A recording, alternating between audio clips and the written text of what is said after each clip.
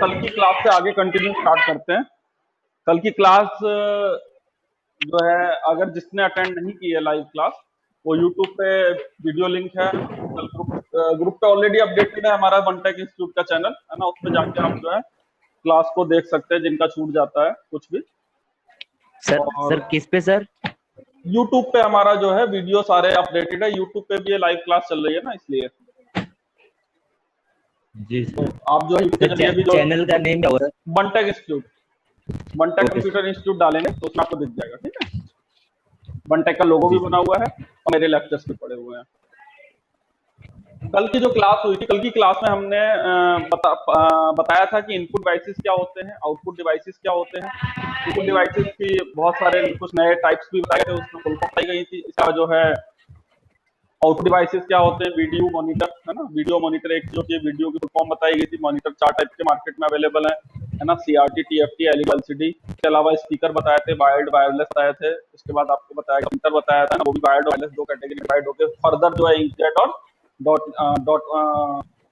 Printer जो होता है। और मतलब जो है प्रिंटर के साथ में आपका ये डॉट मैट्रिक्स प्रिंटर होता है, और उसमें हेड लेजर प्रिंटर होते हैं ना। ये 3 तरीके के प्रिंटर्स होते हैं। इसके अलावा जो है उसके बाद हम आए थे मेमोरी पे। मेमोरी जो है, मैंने कल बताया था कि मेमोरी जो है कंप्यूटर की जो मेमोरी है वो इसी हिसाब से बनाई गई है जिस तरीके से ह्यूमन की मेमोरी है। क्योंकि जब कभी कंप्यूटर या कोई भी चीज आविष्कार की जाती है, किसी चीज का फर्स्ट टाइम इवोल्यूशन होता है, तो वो किस तरीके से होता है? वो इस तरीके से होता है जो एग्जिस्टिंग हमारी रिक्वायरमेंट होती है उनको फिल करे, और हमारी एग्जिस्टिंग रिक्वायरमेंट को हमारी एग्जिस्टिंग चीजों के हिसाब से फिल करे। तो हमारे पास जब कंप्यूटर बनाया गया था तो उसकी मेमोरी के बारे में बनाया गया था कि होनी चाहिए। तो कंप्यूटर से पहले कोई मेमोरी की बात नहीं होती थी। कंप्यूटर से पहले कभी भी मेमोरी की बात नहीं होती थी, क्योंकि कंप्यूटर आया उसके बाद मेमोरी की बात हुई। तो उस समय मेमोरी क्या होती थी इंसान के लिए? इंसान की मेमोरी होती थी कि हमारा माइंड, उसी को इंप्लीमेंट करके सिस्टम बनाया गया, ठीक है। हमारे माइंड में भी, जैसा कि मैंने बताया था, 2 तरीके की मेमोरी होती है। एक होती है हम जिस पे काम कर रहे होते हैं, एक होती है कुछ काम करने के बाद हमको याद करना होता है। कुछ काम करने के बाद हमको याद करना होता है, जिस तरीके से हम किसी मैथ का फॉर्मूले को ड्राइव कर रहे हैं, कुल मिला के लास्ट में जाके जो फाइनल फॉर्मूला आया है, हमें बीच के स्टेप्स को याद करने की जरूरत नहीं है। That was the process of the calculation. जो फाइनल फॉर्मूला आया है वो हमें याद करना है, ठीक है। तो वो हमें सेकेंडरी मेमोरी में डिवाइस स्टोर करना है। कल मैंने बताया था कि मेमोरी जो है 2 पार्ट में डिवाइड की जाती है, प्राइमरी और सेकेंडरी मेमोरी, ठीक है। प्राइमरी मेमोरी प्राइमरी नाम से पता चलता है कि पहले यूज होती है। प्राइमरी स्कूल क्या होते हैं? पहले होते हैं। सेकेंडरी स्कूल कौन से होते हैं? बाद में होते हैं। पहले बच्चों को प्राइमरी स्कूल में पढ़ना होता है, फिर सेकेंडरी स्कूल में पढ़ना होता है। तो प्राइमरी मेमोरी जो पहले यूज की जा रही है, सेकेंडरी मेमोरी जो बाद में यूज की जा रही है। अब दूसरा डिफरेंस क्या है? प्राइमरी मेमोरी में काम किया जाता है, सेकेंडरी मेमोरी में काम को सेव किया जाता है। प्राइमरी मेमोरी में काम किया जाता है, सेकेंडरी मेमोरी में काम को सेव किया जाता है। अब काम करने के लिए 2 तरीके की मेमोरी यूज होती है, एक रोम और एक रैम। एक रोम और एक रैम, ठीक है। किसी और ने भी ज्वाइन किया है, कीर्ति। आवाज आ रही है कीर्ति मेरी? जी सर। ठीक है। मैंने बताया था कि प्राइमरी मेमोरी 2 पार्ट में फर्दर डिवाइड की जाती है, रोम और रैम। रोम की फुल फॉर्म क्या बताई थी कीर्ति मैंने? सब रैंडम ओनली मेमोरी, नहीं, read only memory sir. Read only memory बताई थी, रीड ओनली मेमोरी। इसका नाम जो है रीड ओनली मेमोरी रखा गया। क्यों रखा गया? क्योंकि इसको रीड किया जा सकता है, इसमें नॉर्मल यूजर जो है कोई भी मॉडिफिकेशन नहीं कर सकता है ना। आप या मैं, साधारण इंसान इसको मॉडिफाई नहीं कर सकते। तो बहुत बड़े लेवल के इंजीनियर जो कंपनी में इसी प्रोफाइल के लिए जॉब दी जाती है जिनको, वो इसको मॉडिफाई कर सकते हैं, कि स्पेशल सिस्टम के माध्यम से मॉडिफाई कर सकते हैं। नॉर्मल तरीके से इसको मॉडिफाई नहीं किया जा सकता। आप या मैं चाहें कि एक को उठा के बी लिख दिया जाए, तो ऐसा नहीं है, ठीक है। अब ऐसी जरूरत क्यों पड़ी?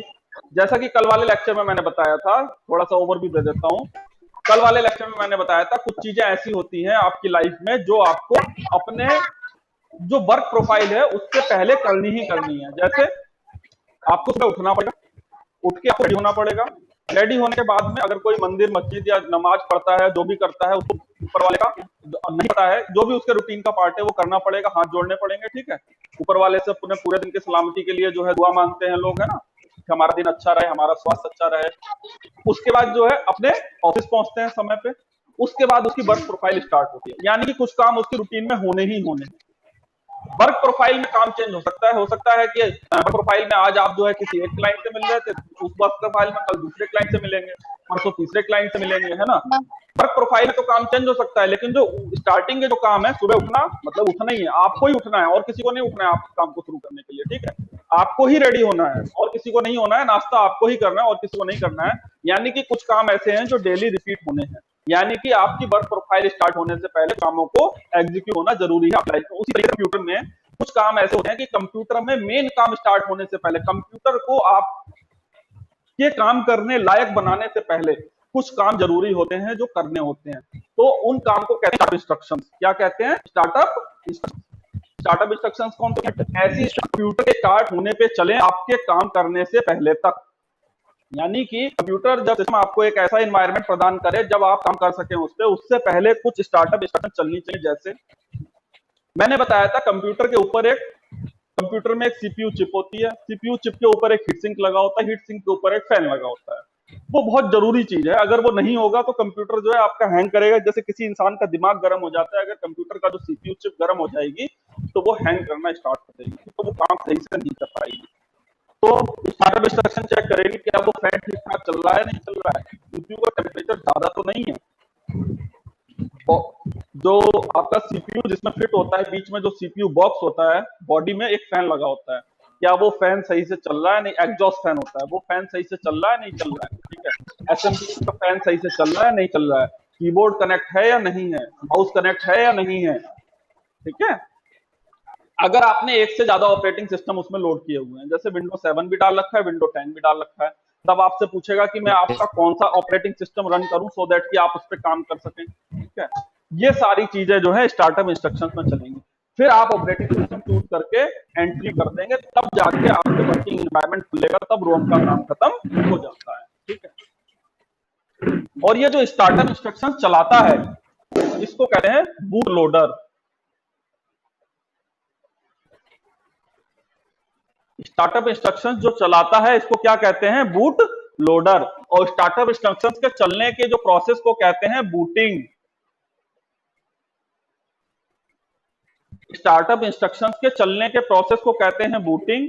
स्टार्टअप इंस्ट्रक्शंस जो चलाता है उसको कहते हैं बूट लोडर। समझ में आ गया? 1 मार्क्स क्वेश्चन है। जी सर। ठीक है, 1 मार्क्स क्वेश्चन है, नोट कर लीजिएगा।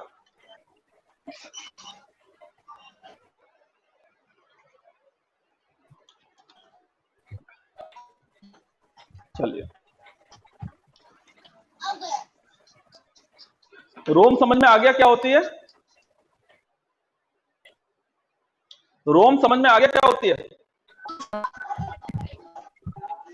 मेरी आवाज आ रही है? जी सर। जी सर, आ रही है।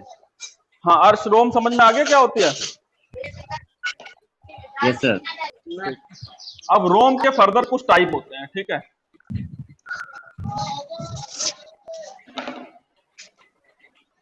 रोम की फुल फॉर्म आपको पता लग गई है, रीड ओनली मेमोरी होती है, ठीक है। उसके बाद ये नॉर्मल रोम आती थी पहले, लेकिन इसमें कुछ ड्रॉबैक था। पहला ड्रॉबैक ये था, पहला और मेजर ड्रॉबैक ये था कि जब इसमें कोई भी इंस्ट्रक्शन लिख दी गई, मान लीजिए कोई भी इंस्ट्रक्शन लिख दी गई, ठीक है, कंपनी ने 1 लाख रोम बनवा ली किसी कंपनी से और इसमें कुछ इंस्ट्रक्शन लिख दी गई। मैंने क्या कहा था, लोगो वगैरह जो आपको स्टार्टिंग में दिख के आता है, ये सब जो है रोम का पार्ट होता है, ठीक है। क्योंकि जब कंप्यूटर स्टार्ट होता है, जिस कंपनी का कंप्यूटर होता है, जिस कंपनी का मोबाइल होता है, उसका लोगो बन के आता है। सैमसंग का है, एमआई का नीचे एमआई मोबाइल है ना, इस तरीके से लिख के आता है। तो अगर मान लीजिए किसी कंपनी ने 1 लाख रैम और रोम ऑर्डर कर दी, बनवाई, लेकिन कंपनी ने 4 दिन बाद डिसाइड किया कि अपना लोगो चेंज करना है, और चेंज हो गया।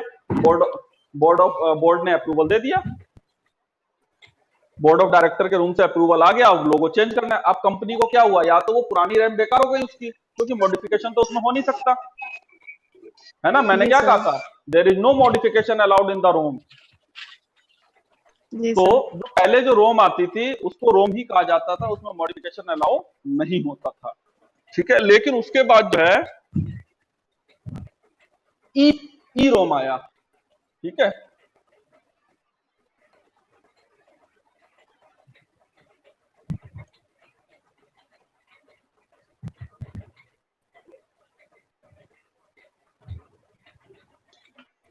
ठीक है, उससे पहले आया था प्रोग्रामेबल रीड ओनली मेमोरी। ठीक है, प्रोग्रामेबल रीड ओनली मेमोरी का मतलब क्या है? मेमोरी में जो प्रोग्रामिंग की गई है किसी भी एग्जीक्यूशन को चलाने के लिए, सेट ऑफ इंस्ट्रक्शंस को रन करने के लिए, उसको जो है हम रीप्रोग्राम कर सकते हैं, रीप्रोग्राम कर सकते हैं। ठीक है, समझ में आ रही है मेरी बात? Yes sir. ठीक है, जी सर। अब ये जो प्रोग्रामेबल रीड ओनली मेमोरी आया, इसमें क्या हुआ कि आप जो है, जो रोम होता है उसको प्रोग्राम तो कर सकते हैं, लेकिन इसको प्रोग्राम करने के लिए आपको जो है उसमें पूरा सर्किट ना चेंज करके एक छोटी सी चिप होती थी उसको चेंज करना पड़ता था। ठीक है, तो यानी कि इसमें फिर से वही वाली बात आ गई कि कहीं ना कहीं पार्ट रिप्लेसमेंट की बात आ गई। ठीक है, उसके बाद आया हमारा ईप्रोम। इसकी फुल फॉर्म है electronically programmable read only memory. Electronically programmable read only memory. Sir second वाला program programmable read only memory. ठीक है sir. Programmable read only memory. ठीक है, उसके बाद आया ईप्रोम। ईप्रोम था electronically programmable read only memory. उसके बाद आया ईप्रोम। इसको बोला गया ई स्क्वायर प्रोम भी बोला गया। ठीक है, इसी को बोला गया ई स्क्वायर प्रोम। ठीक है, electronically erasable programmable read only memory. ठीक है, ये जो 2 ई आ जाते हैं इसी को बोला गया ई स्क्वायर प्रोम। इनकी फुल फॉर्म्स आती हैं, आप नोट करके रखिएगा। ठीक है, सर एक बार रिपीट कर दीजिए दोबारा सर। बताता हूँ, read only memory, programmable read only memory, electronically programmable read only memory, electronically erasable programmable read only memory.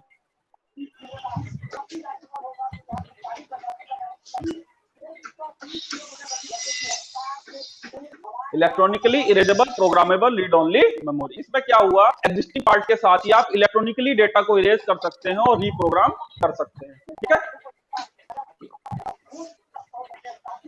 समझ में आ गया? सर जो डबल ई वाला है उसमें क्या है? डबल ई जो है, डबल ई को ही हम ई स्क्वायर कहते हैं। ठीक है, डबल ई जो है उसी को हम ई स्क्वायर कहते हैं। इसका मतलब है इलेक्ट्रॉनिकली इरेजेबल। इलेक्ट्रॉनिक तरीके से उसमें जो लिखा हुआ है वो मिटाया जा सकता है। Electronically erasable programmable read only memory. ठीक है। ठीक है, जी सर। ये तो हो गया रोम का पार्ट। अब बात करते हैं रैम के पार्ट की। ठीक है, मैंने बताया था प्राइमरी मेमोरी और सेकेंडरी मेमोरी को 2 पार्ट में बांटा जाता है। ठीक है, सॉरी, मेमोरी को 2 पार्ट में बांटा जाता है, प्राइमरी मेमोरी और सेकेंडरी मेमोरी। ठीक है, प्राइमरी मेमोरी जो थी, प्राइमरी मेमोरी में 2 पार्ट थे, रैम था और रोम था। रैम था और रोम था। तो अब बात करते हैं रैम की। जो रैम होती है इसको मेन मेमोरी भी कहा जाता है। रैम जो होती है इसको क्या कहा जाता है? Main memory.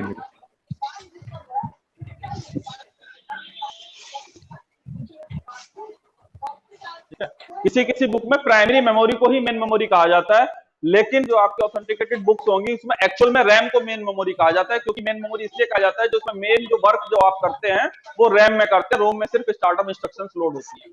ठीक है, रोम में सिर्फ स्टार्टअप इंस्ट्रक्शंस होती हैं, that is to be executed at the time of the booting. ठीक है, तो रैम को क्या कहते हैं? Main memory. फुल फॉर्म मैंने कल बताई थी, रैंडम एक्सेस मेमोरी। ठीक है, रैंडम एक्सेस मेमोरी। नाम से जैसे कि पता चल रहा है रैंडम एक्सेस। रैंडम एक्सेस का मतलब क्या हुआ?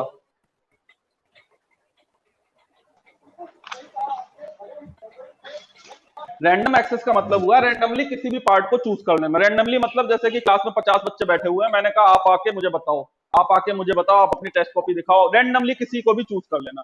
होता क्या है, मेमोरी कैसे यूज की जाती है? एक मेमोरी है, इसमें बहुत सारे स्लॉट बने हैं आपको डेटा स्टोर करने के लिए। ठीक है, अब क्या हुआ, एक होता है सीक्वेंशियल एक्सेस, सीक्वेंशियल एक्सेस, तो एक होता है रैंडम एक्सेस। ठीक है, सीक्वेंशियल एक्सेस में क्या हुआ, पहले इसका इंडेक्स 1 है तो पहले ये एक्सेस होगी, फिर ये एक्सेस होगी, फिर ये एक्सेस होगी। ठीक है, पहले ये एक्सेस होगी, फिर ये एक्सेस होगी, फिर ये एक्सेस होगी, सिक्वेंसली जाएगा, ठीक है।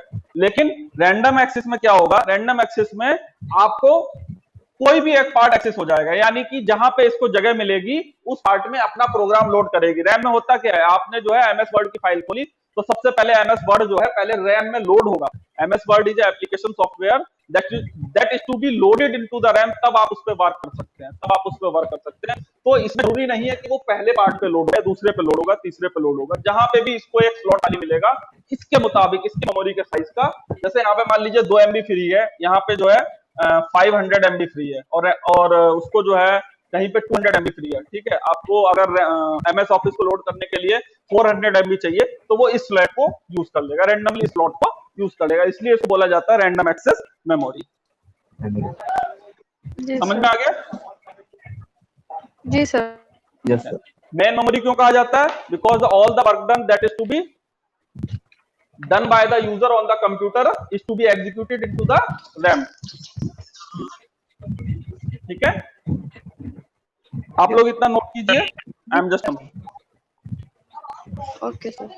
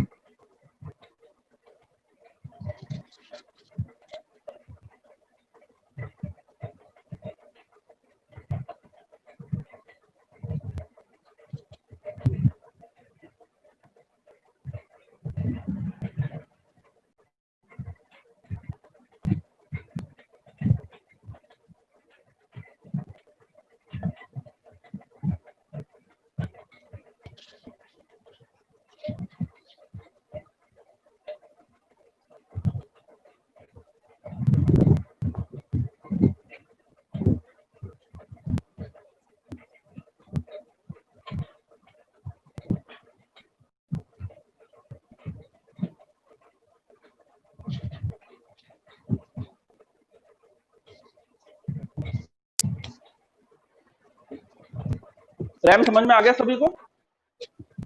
Yes, sir. जी सर। मैंने क्या कहा था कि कंप्यूटर की मेमोरी जो डिजाइन की गई है वो इस तरीके से की गई है कि आप जो है जिस तरीके से ह्यूमन बीइंग की मेमोरी है, अब आपके माइंड की रैम होती है। कैसे होती है?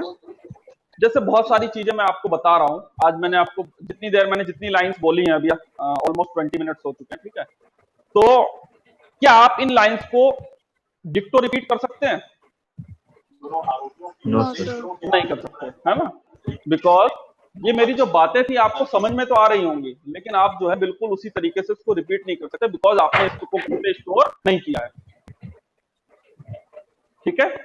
अब होता क्या है, आप कंप्यूटर में भी ऐसा ही होता है कि बहुत सारा काम ऐसा होता है जो आप कर तो रहे हैं लेकिन आपको स्टोर नहीं करना। फॉर एग्जांपल, मैं जो है एक इक्वेशन सॉल्व कर रहा था, 5 + 2 × 2 - 6, ठीक है।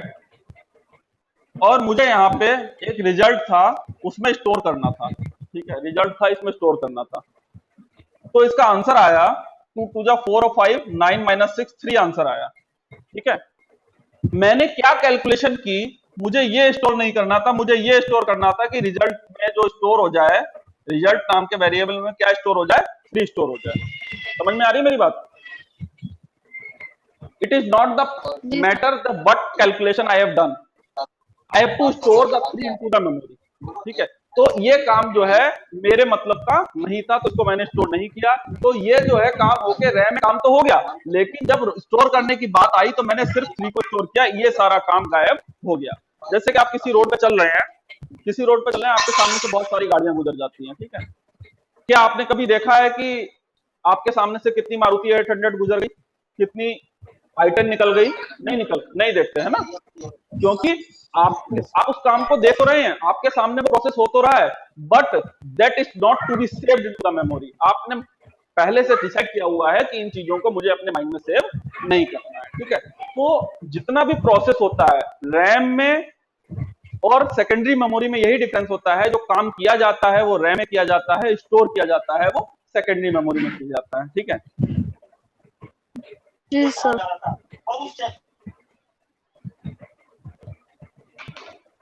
दूसरी बात,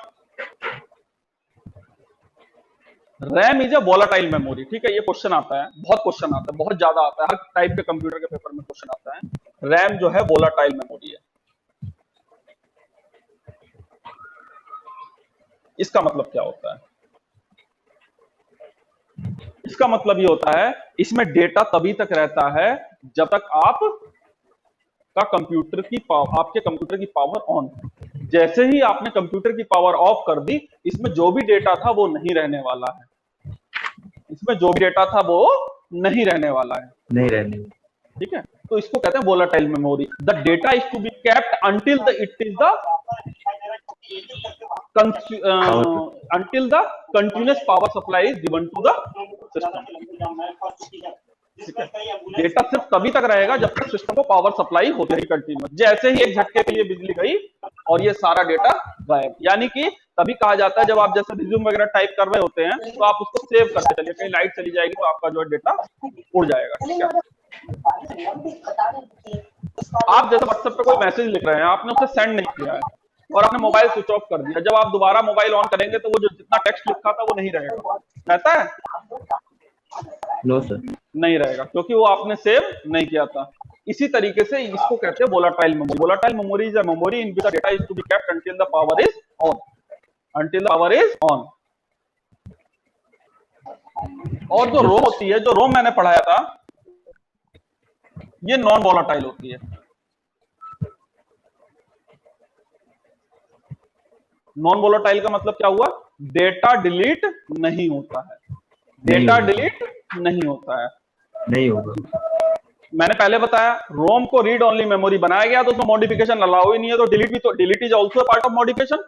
किसी भी चीज को डिलीट करना, that is a part of modification, है ना। उसमें से आप कुछ चीजें मॉडिफाई कर रहे हो। मैंने यहाँ पे लिखा हुआ है ASHISH, अपना नाम लिखा हुआ है, इसमें मैंने जो है डबल ए लिख दिया है। अगर मैं सिंगल ए करना चाहूं, इसका मतलब क्या है? मैंने इसमें से एक डिलीट कर दिया। ऐसा ही है, modification is a delete is a part of modification. तो हम जो है मॉडिफाई नहीं कर सकते, तो इसलिए रोम को जो है नॉन वोलाटाइल, इस तरीके से रोम जो है नॉन वोलाटाइल है। पूछा जाता है कि रैम और रोम में कौन सी वोलाटाइल है, कौन सी नॉन वोलाटाइल है।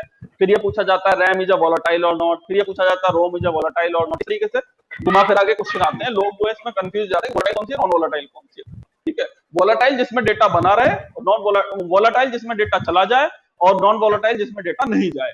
ठीक है, यस जी सर। दूसरी बात, जो सेकेंडरी मेमोरी होती है, इसमें यह भी नॉन वोलाटाइल होती है, इसमें डेटा नहीं जाता है। अगर लाइट चली जाती है तो आपने कोई मूवी कंप्यूटर में सेव की हुई है, क्या वो चली जाती है? नहीं जाती है ना। तो सेकेंडरी मेमोरी भी क्या है? नॉन वोलाटाइल मेमोरी है। तो इसको भी हमें याद रखना पड़ेगा। अब बात करते हैं कि ह्यूमन माइंड से किस तरीके से कॉन्फ़िगर है ये मेमोरी पार्ट। माइंड जो है ह्यूमन का दो तरीके का होता है, conscious mind, unconscious mind. Subconscious mind. Unconscious नहीं, सबकॉन्शियस माइंड। हिंदी में कहा जाए चेतन मन, अचेतन, अवचेतन मन। होता क्या, इनमें क्या डिफरेंस होता है?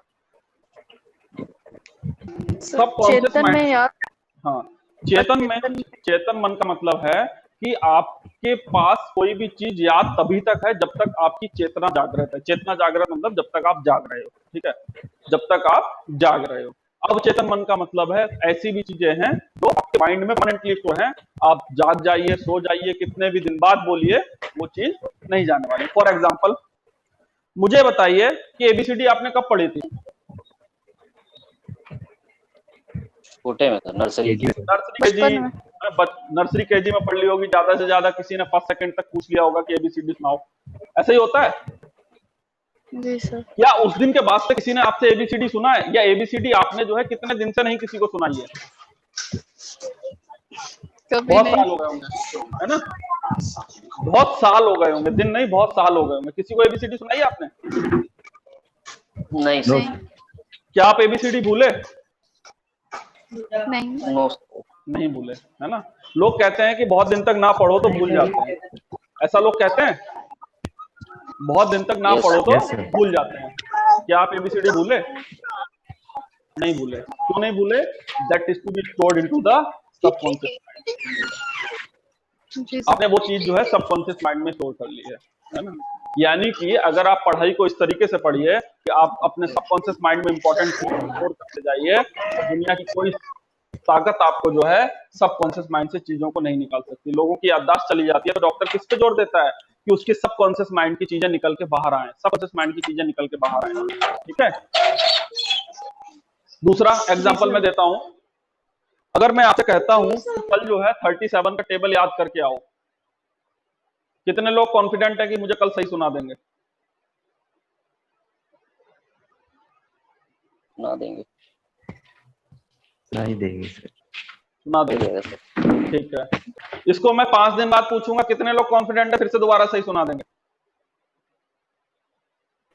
रिवाइज करेंगे तो सर सुना देंगे। बिना रिवाइज करे बताओ। रिवाइज करने का तो मतलब यही हो गया ना, बार बार याद कर लिया, सबकॉन्शियस माइंड में डाल दिया। एडिशन तेज होगी वो बता देगा सर।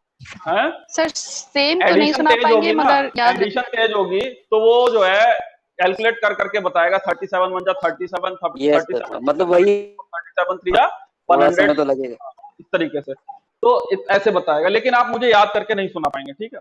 लेकिन अगर मैं ये आपको तो बोलूं कि कल मुझे 2 का टेबल भूल के दिखाना है, भूल सकते हो? नहीं नहीं सर। 2 का टेबल नहीं। भूल के आना है, भूल सकते हो? नहीं भूल सकते ना? नहीं।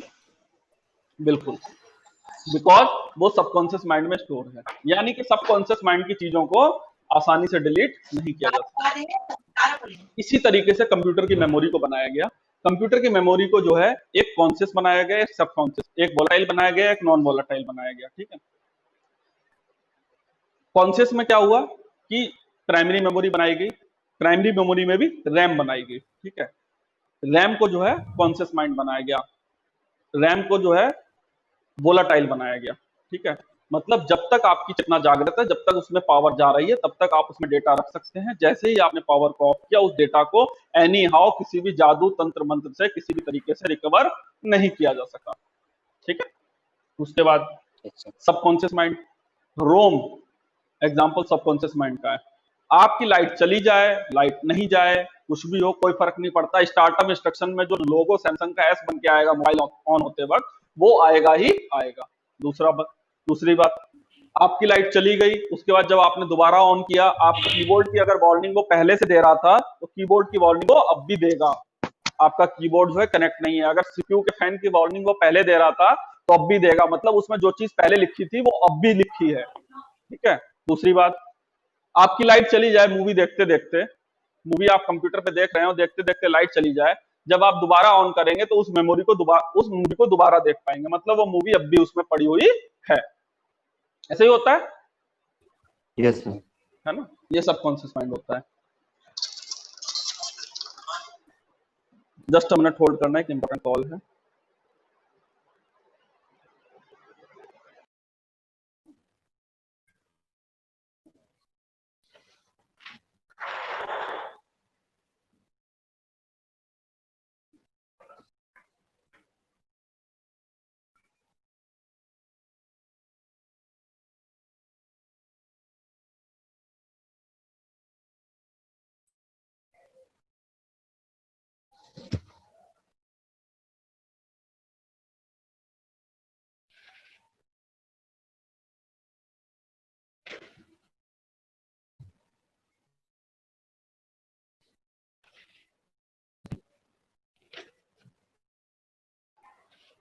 हाँ जी, समझ में आ गया? Yes yes sir. सर। ये तो थी रैम की पार्ट। रैम सिर्फ इतना ही होता है और रैम सिर्फ एक ही तरीके की होती है। ठीक है। अगर फिजिकली देखा जाए कंप्यूटर में कैसी होती है, मैं आपको नक्शा बना के दिखा देता हूँ उसका।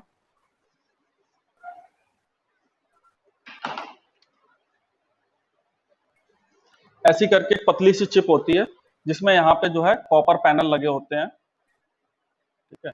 यहाँ पे एक स्लॉट होता है, कट होता है। ठीक है। जो उसमें मदरबोर्ड होता है उसमें फंस जाता है और ऐसे करके उसमें लगा देते हैं। ठीक है। आजकल जो है लेटेस्ट रैम जो चल रही है, वैसे DDR1 DDR2 DDR3 DDR4 आ रही थी, मतलब आती है। तो अभी जो लेटेस्ट रैम चल रही है वो DDR4 चल रही है। ठीक है। DDR4 चल रही है। ठीक है। It is not a part of the study. ठीक है। ये तो हार्डवेयर एंड नेटवर्किंग का काम है। आपको पता होना चाहिए क्या है कंप्यूटर। अगर सीख रहे हैं तो कंप्यूटर के पार्ट्स के बारे में आपको पता होना चाहिए। DDR4 आपकी ये चल रही है, ठीक है। रैम का जो साइज होता क्या है, मैंने कहा था कि कंप्यूटर जो है, चलिए रैम के साइज के बारे में, जो साइज ऑफ द मेमोरी, अभी इसके बाद में एक टॉपिक है वो डिस्कस करेंगे। इससे पहले हम डिस्कस कर लेते हैं सेकेंडरी मेमोरी को।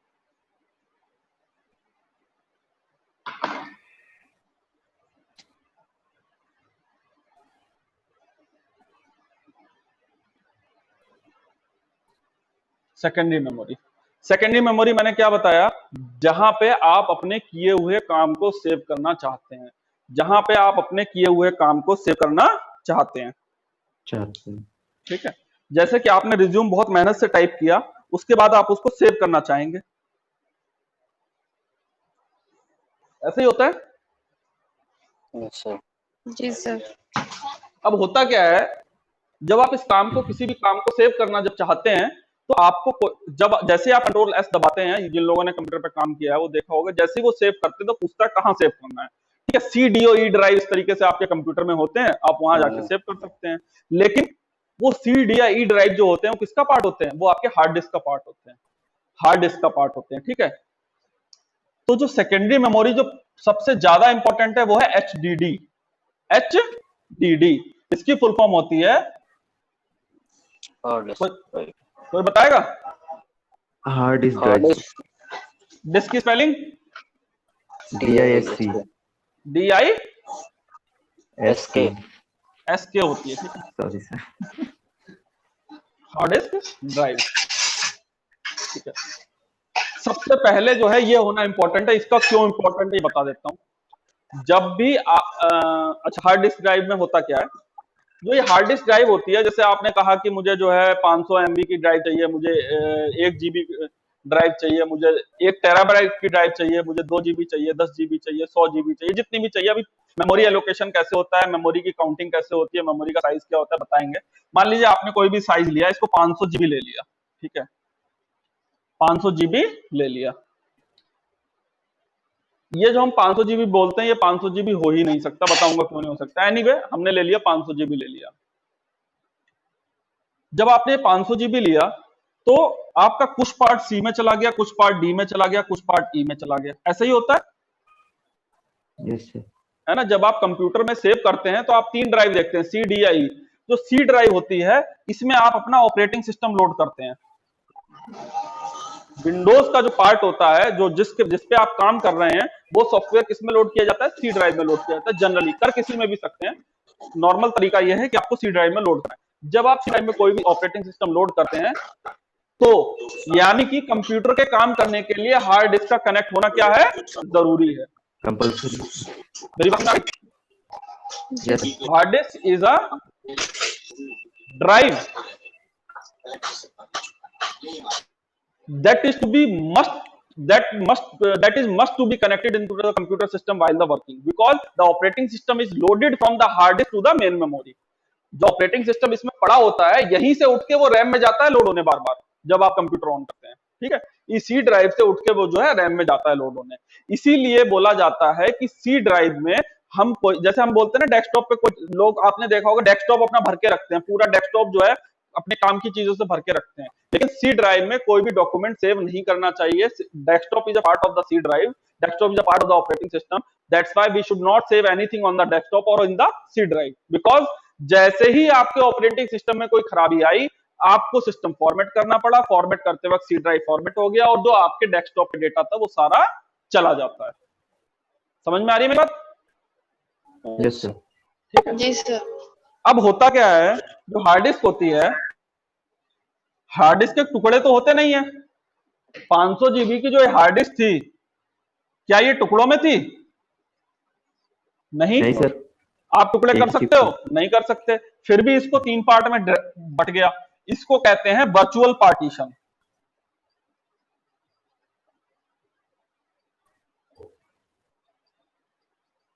ठीक है, इसको क्या कहते हैं, मेमोरी का वर्चुअल पार्टीशन। वर्चुअल 2 चीज होती है, एक एक्चुअल होती है, एक्चुअल मतलब वास्तविक, वास्तविक पार्टीशन नहीं हुआ इसका, है ना। ये वर्चुअल पार्टीशन हुआ, ये जो है भौतिक रूप से पार्टीशन नहीं किया आपने, इसको वर्चुअली पार्टीशन किया है, एक्चुअल में ये नहीं हुआ है, ठीक है।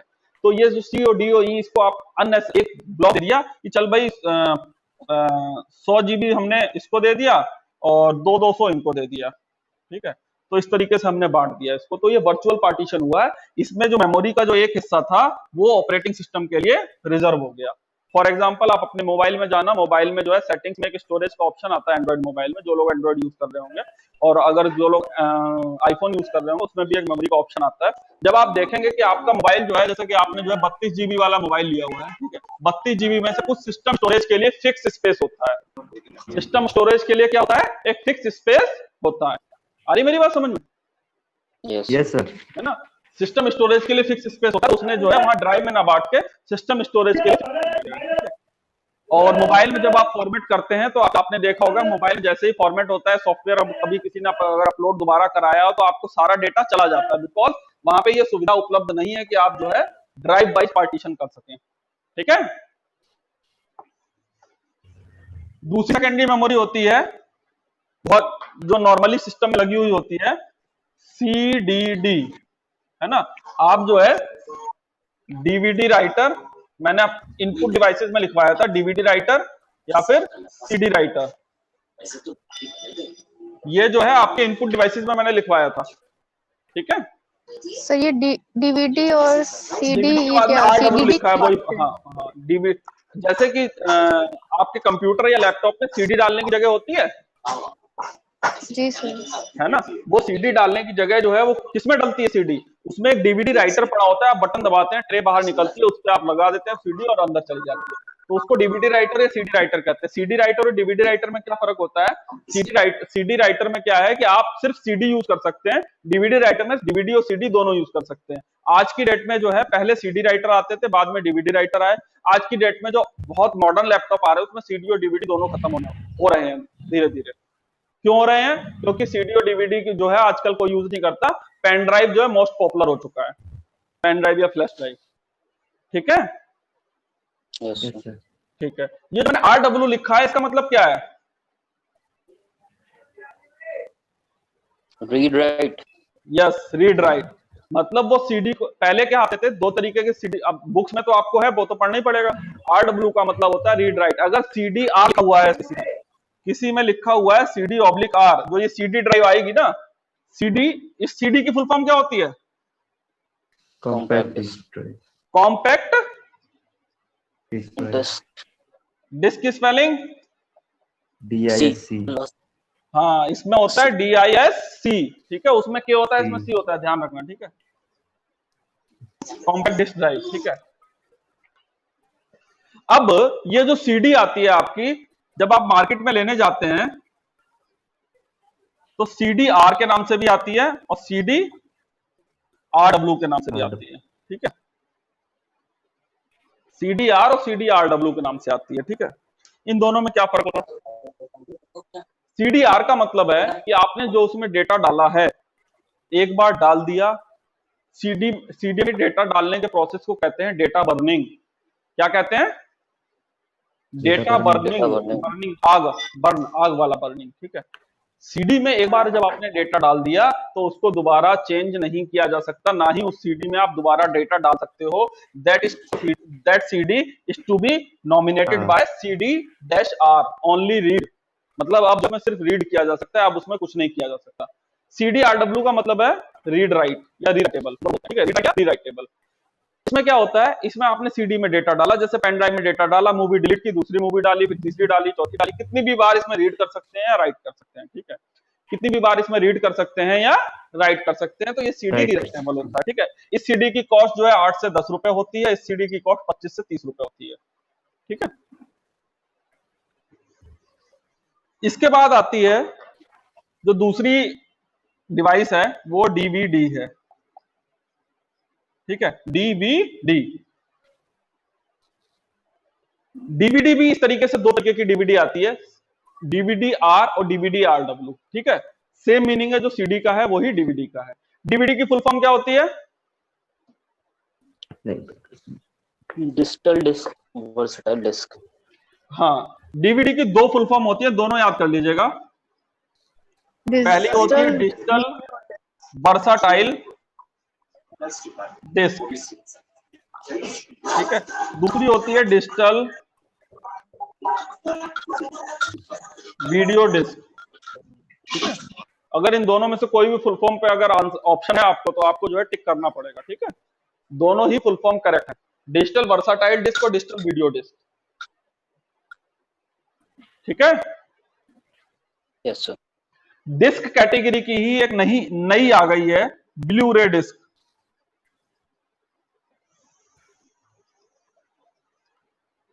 ठीक है। 1 2 ओके 3 4 5, ठीक है। ब्लू रे डिस्क एक नई कैटेगरी आ गई है सीडी में, जिसको कहते हैं ब्लू रे डिस्क, ठीक है। डीवीडी में वो, इसमें तीनों में अंतर क्या है? इसकी मेमोरी कम है, इसकी मेमोरी उससे ज्यादा है, उसकी मेमोरी सबसे ज्यादा है, ठीक है। ब्लू रे डिस्क मेमोरी स्टोरेज जो है बहुत ज्यादा है। इसकी मेमोरी आपको 700 MB रहती है, इसकी 4.7 GB रहती है, और इसकी जो है आपको जो है 30 GB 40 GB 50 GB तक मिल जाती है आपको, ठीक है। ये तो 3 कैटेगरी थी डिस्क की, ठीक है। इसके अलावा यूएसबी कैटेगरीज कौन कौन सी हैं? यूएसबी कैटेगरीज क्या है? पेन ड्राइव, देखा होगा सभी ने, Yes, sir. है ना। यूएसबी कैटेगरी दूसरी कौन सी है? फ्लैश ड्राइव,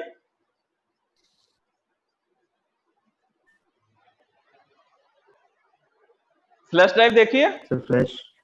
अब दोनों में अंतर क्या होता है? नहीं देखिए सर, आपने बताइए। दोनों है, मुझे पता है ना। दोनों में बहुत मामूली सा अंतर है। फ्लैश ड्राइव में एक लाइट चल रही होती है, ब्लिंक कर रही होती है, जो आपके मेमोरी एक्सेस पे, जैसे जैसे अगर आपने लगा रखा है तो सिंपल लाइट जलती रहेगी, अगर उस मेमोरी को एक्सेस किया जा रहा होगा तो लाइट ब्लिंक करेगी, जिस स्पीड से एक्सेस किया जा रहा होगा उस स्पीड से लाइट ब्लिंक करेगी। देखा होगा आपने, ट्रांसपेरेंट कुछ पेन ड्राइव आते हैं जिसमें लाइट लगी हुई होती है, देखिए, यस सर। है ना। वो फ्लैश ड्राइव होते हैं, दोनों में कोई ज्यादा अंतर नहीं होता है। तीसरी कैटेगरी है एक्सटर्नल हार्ड डिस्क,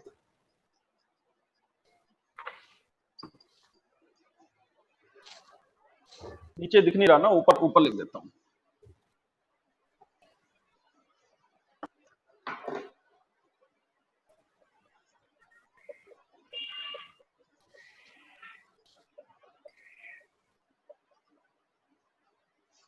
यह है एक्सटर्नल हार्ड डिस्क, ये भी यूएसबी कैटेगरीज में आती है। ये भी किस में आती है? यूएसबी कैटेगरीज में आती है। जी सर।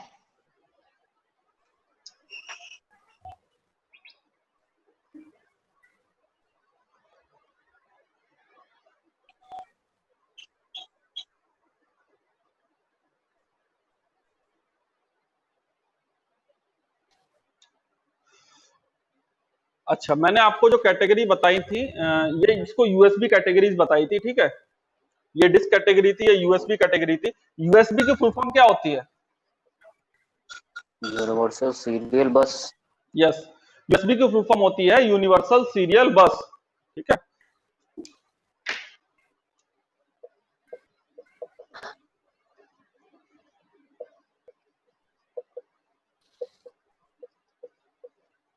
यूएसबी की फुल फॉर्म होती है यूनिवर्सल सीरियल बस, ठीक है। Yes, sir. नोट कर लिया सभी ने? Yes, sir. Yes sir. ठीक है।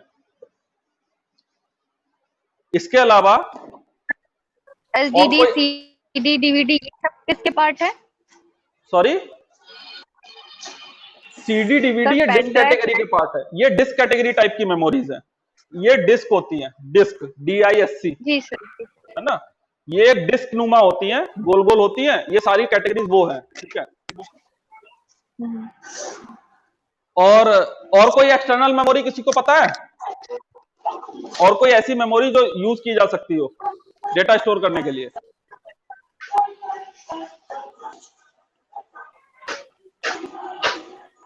अरे बहुत फेमस मेमोरी है, मेमोरी कार्ड, अरे हाँ सर। है ना। Yes sir.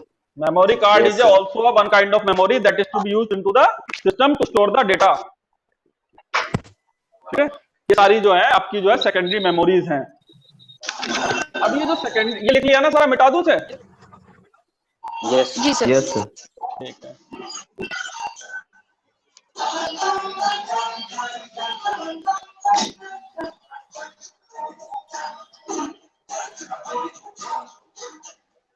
अब जो मैंने मेमोरी के दो पार्ट बताए थे, एक प्राइमरी मेमोरी और एक सेकेंडरी मेमोरी, है ना। बताए थे। Yes, sir. Yes, sir. जी सर। अब मेमोरी के फर्दर दो पार्ट बताता हूँ, एक होती है इंटरनल मेमोरी और एक होती है एक्सटर्नल मेमोरी। इंटरनल मेमोरी और एक्सटर्नल मेमोरी, मेमोरी को इन दो तरीके से भी डिवाइड किया जा सकता है। इंटरनल मेमोरी में रैम रोम आ जाते हैं, क्योंकि ये सिस्टम का इंटीग्रेशन का पार्ट है, सिस्टम के इंटरनली पार्ट है, इसमें जो है इनके बिना सिस्टम नहीं चलने वाला है। एक्सटर्नल मेमोरी जो है, किसी किसी बुक में आपको हार्ड डिस्क ड्राइव भी जो है इंटरनल मेमोरी में लिखी जाएगी, क्योंकि हार्ड डिस्क ड्राइव इंटरनल और एक्सटर्नल दोनों का काम करती है ना। इंटरनल का काम कितना पार्ट करती है, ओनली सी ड्राइव उसके इंटरनल का काम करता है और बाकी सारा उसके एक्सटर्नल का काम करता है, ठीक है। सॉरी। नॉर्मली क्या है, एक्सटर्नल मेमोरी में हार्ड डिस्क आता है, ठीक है, क्योंकि ज्यादातर पार्ट उसका जो है एक्सटर्नल ही रहता है। और ऐसा भी नहीं है कि हार्ड डिस्क के बिना सिस्टम नहीं चलाया जा सकता, ठीक है, ऐसे भी तरीके हैं कि हार्ड डिस्क के बिना सिस्टम चलाया जा सकता है, ठीक है। तो हार्ड डिस्क को जो है एक्सटर्नल मेमोरी में रखा जाता है, ठीक है। और जो जितनी सेकेंडरी मेमोरी मैंने दिखाई थी वो सारी जो है एक्सटर्नल मेमोरी है, जितनी भी प्राइमरी मेमोरी थी वो सारी क्या है, इंटरनल मेमोरी। इस तरीके से भी फर्दर डिवाइड किया जा सकता है। समझ में आ रही है मेरी बात? yes, sir. Yes, sir. जी सर। ठीक है।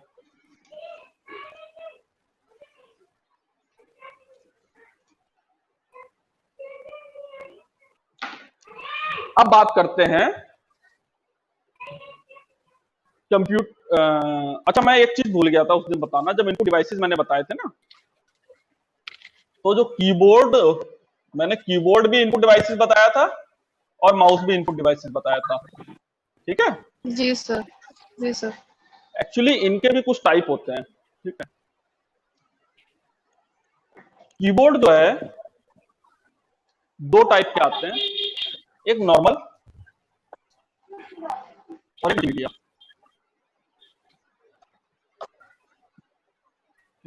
नॉर्मल और मल्टीमीडिया।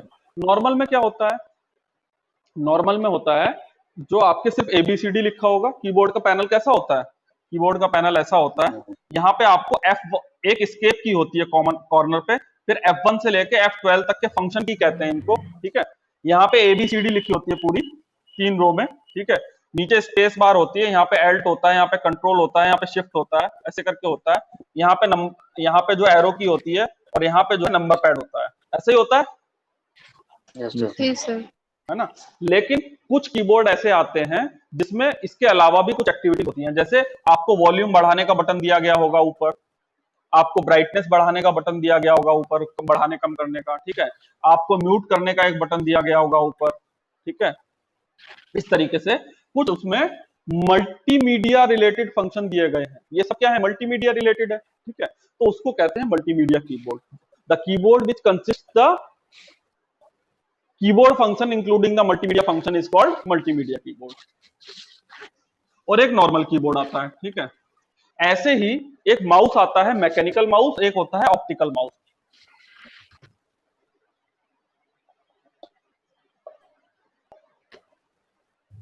एक माउस होता है मैकेनिकल माउस, एक होता है ऑप्टिकल माउस, ठीक है। Optical. मैकेनिकल माउस कौन सा होता है, ऑप्टिकल कौन सा होता है। अब आपको बता दूं कि मैकेनिकल माउस आप मार्केट में ढूंढेंगे तो ढूंढने से भी नहीं मिलेगा, but it is the part of your study, that you should study it, ठीक है।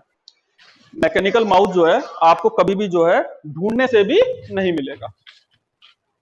मैकेनिकल माउस क्या होता था, मैकेनिकल माउस ऐसा करके एक माउस आता था, इसमें 2 बटन होते थे, यहाँ पे जो है एक स्क्रॉलर लगा होता था, जब देखने में होता था, नीचे से डिफरेंट होता था। नीचे जहां आपके माउस में लाइट जलती है वहां पे इसमें एक छोटी सी बॉल होती थी, छोटी सी एक गोली होती थी, छोटी सी बॉल होती थी। उस गोली के मूवमेंट के ऊपर माउस की पोजीशन स्क्रीन के ऊपर निर्भर करती थी। गोली जिस तरीके से मूव करेगी, वो छोटी सी बॉल जो होती थी मैकेनिकल बॉल जिस तरीके से मूव करेगी, that decide the position of the mouse on the screen, ठीक है।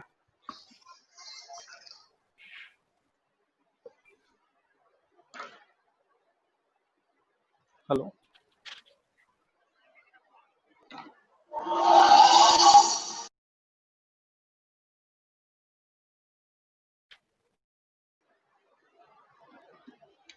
उसके बाद ऑप्टिकल माउस क्या होता है। ऑप्टिकल माउस बना है ऑप्टिक्स से। ऑप्टिक्स का मतलब क्या होता है, मतलब क्या होता है, ऑप्टिक लाइट से रिलेटेड, लाइट से रिलेटेड होती है। हाँ, ऑप्टिक का मतलब होता है लाइट। साइंस की भाषा में लाइट की स्टडी को ऑप्टिक्स कहा जाता है, ठीक है, साइंस की भाषा में लाइट से रिलेटेड स्टडी को ऑप्टिक्स कहा जाता है। तो जो ऑप्टिकल माउस होता है उसमें क्या होता है, आपके नीचे माउस में लाइट जल रही होती है, that light decides the position, that light decides the position of the mouse on the screen, ठीक है। तो इसलिए कहते हैं ऑप्टिकल माउस। आज की डेट में जब भी आप माउस लेने जाएंगे तो आप देखेंगे, जब भी माउस का पैकेट देखेंगे तो उस पर लिखा होता है Dell optical mouse, Microsoft optical mouse, इस तरीके से जो माउस लिखा होता है, सिर्फ माउस का लिख के क्या लिखा होता है, ऑप्टिकल माउस लिखा होता है। तो ये ऑप्टिकल माउस होते हैं। इसके अलावा जो है ये जो दोनों होते थे, कीबोर्ड होते थे और माउस होते थे, इनके जो स्लॉट होते थे सिस्टम से कनेक्ट करने वाले, ये दो तरीके के होते हैं। एक होता है यूएसबी, जैसा कि मैंने अभी बताया, पेन ड्राइव वाला, जो मतलब जहां पेन ड्राइव लगता है वहीं माउस लग जाता, वहीं पे ये माउस या कीबोर्ड लग जाते हैं। और एक होता है PS2, ठीक है। यूएसबी तो आपने देखा ही है, पेन ड्राइव जैसा स्लॉट होता है, ठीक है। और PS2 क्या होता है, एक ऐसे सर्कल होता है, उसमें ऐसे ऐसे करके कुछ पिंस के लिए सॉकेट बने होते हैं, ठीक है। उसमें कुछ पिंस के लिए सॉकेट बने होते हैं। वो जो सॉकेट होता है वो मदरबोर्ड में पीछे लगाने की जगह होती है। मदरबोर्ड में दो सॉकेट ऐसे बने होते हैं, एक में कीबोर्ड होता है, एक में माउस होता है, ठीक है। एक में कीबोर्ड होता है और एक में माउस होता है। इस PS2 की फुल फॉर्म आप जरूर नोट कीजिएगा। PS2 की फुल फॉर्म होती है personal system 2, personal system oblique 2, ठीक है। इस PS2 की फुल फॉर्म होती है, ठीक है। तो आज की डेट में PS2 कीबोर्ड माउस भी मिलता है, लेकिन प्रचलन बहुत कम हो चुका है, क्योंकि पुराने जो मदरबोर्ड्स थे उन्हीं में लगते हैं, नए में लगते नहीं है। इसलिए जो है अब नए मदरबोर्ड्स के साथ में PS2 का ऑप्शन ही नहीं है, ठीक है। लेकिन आपको सिलेबस में है तो आपको जो है PS2 की फुल फॉर्म याद होनी चाहिए। नोट कर ली सभी ने? Yes sir. Yes sir.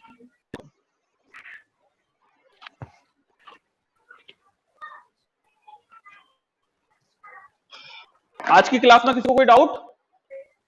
No